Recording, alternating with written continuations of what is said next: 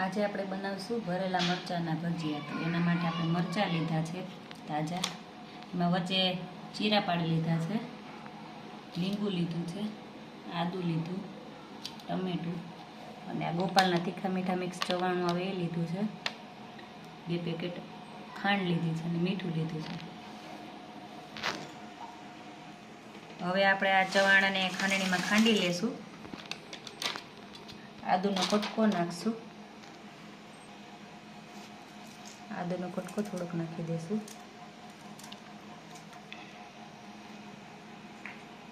આપણે બીજી ચવાણું પણ નાખી દઈશું।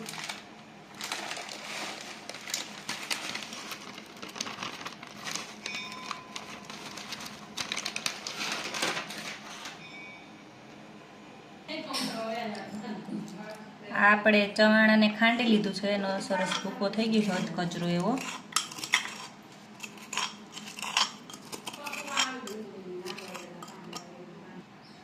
આ સરસ જો ભૂકો થઈ ગયો છે। હવે એમાં આપણે બીજા મસાલા એડ કરશું। હવે આપણે આ ચવાણામાં આપણે માંડવીનો ભૂકો મિક્સ કરશું।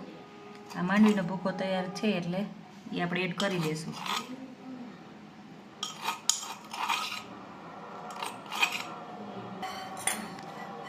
હવે આપણે ટમેટાને ખમણી લેશું।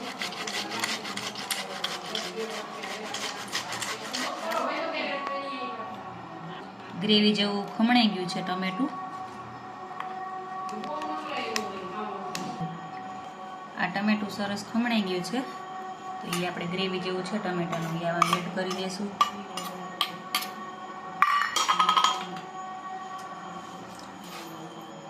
ખાંડ એડ કરશું થોડી, સ્વાદ પ્રમાણે મીઠું એડ કરશું અને ખટાશ માટે લીંબુ એડ કરશું થોડું। આ બધી વસ્તુને સરસ રીતે મિક્સ કરી લેશું। આ સરસ મિક્સ થઈ ગયું છે, હવે આપણે એને મરચાંમાં ભરી લેશું।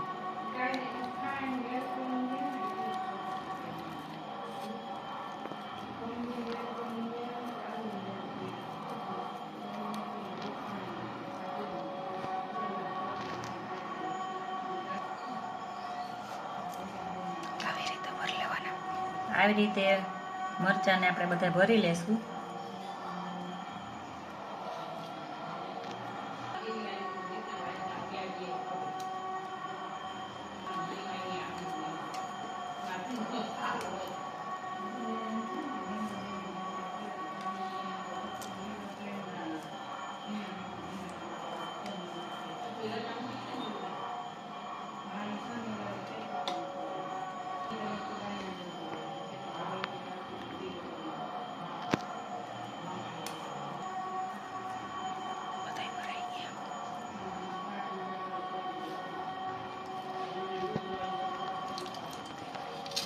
આ બધા મરચાં સરસ રીતે ભરાઈ ગયા છે। હવે આને આપણે ચણાના લોટમાં ચણાની ગ્રેવી ઓલી બનાવી અને પછી તળી લેશું।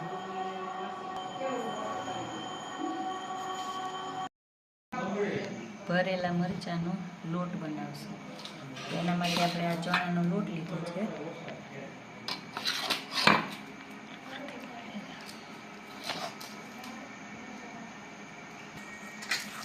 હવે મીઠું એડ કરશું, એમાં સ્વાદ પ્રમાણે થોડીક હિંગ એડ કરશું, આ સાજીના ફૂલ એડ કરશું, ભજીયાના સોડા આવે એ,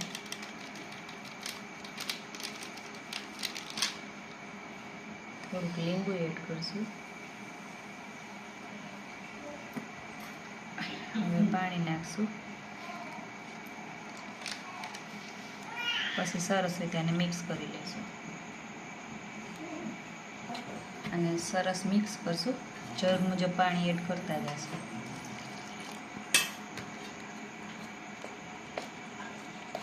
એટલું આપણે રાખશું આનું બેટર ચણાના લોટનું। સરસ મિક્સ થઈ ગયું છે। તેલ આપણે ગરમ મૂક્યું તો તેલ ગરમ થઈ ગયું છે। હવે આપણે આ ચણાના લોટને બેટરમાં આપણે ભજીયા મરચાંના લોટના આખા લોટના ભજીયા એડ કરશું તેલમાં।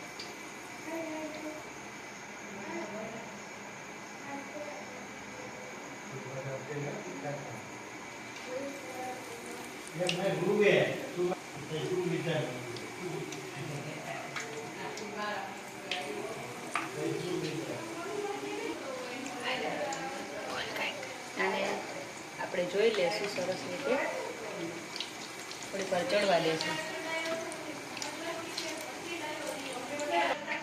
આપણે આ ભજીયાની ચટણી બનાવી છે અને લાડવા પણ લેશું આપણે ભજીયા સાથે. આ સરસ રીતે ચડી ગયા છે તો આપણે લઈ લેશું ભજીયાને.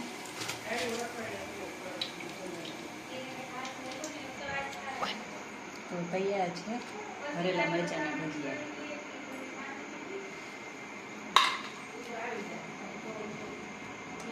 થઈ ગયા છે આપણે ભરેલા મરચાંના ભજીયા. તો ટેસ્ટ કરવાના છે આપણે ચટણી ને લાડવા.